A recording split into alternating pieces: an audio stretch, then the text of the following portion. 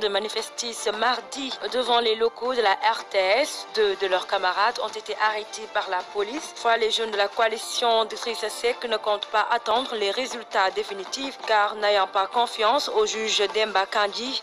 Un reportage de Kadior Sissi et de Laïndiaï. Les jeunesses de la coalition IDI 2019 ne comptent point attendre la proclamation des résultats définitifs du premier tour de la présidentielle. Les partisans d'Idrissa Seck ne semblent accorder aucun crédit au juge Demba Kandji. Le juge Demba Kandji, tout le monde le connaît. Tous les sales boulots du régime actuel, c'est lui qui les exécute avec une main experte. En faisant le résumé de tous ces aspects-là qui nous taraudent l'esprit, nous avons jugé utile de mener le combat sur le terrain. C'est-à-dire de ne pas attendre la publication des résultats par la Commission nationale de recensement des voix. Comme premier acte de contestation, les jeunes de la coalition IDI 2019 ont tenté en vain de tenir un sit-in devant la RTS, au cours duquel deux de leurs camarades ont été interpellés par la police. Ils exigent leur libération.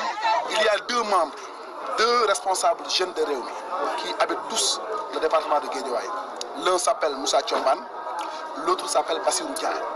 Ils ont été interpellés de manière arbitraire, car n'ayant aucun motif, la gendarmerie et la police n'avaient aucun droit de les interpeller. Et on réclame, sans condition, leur libération.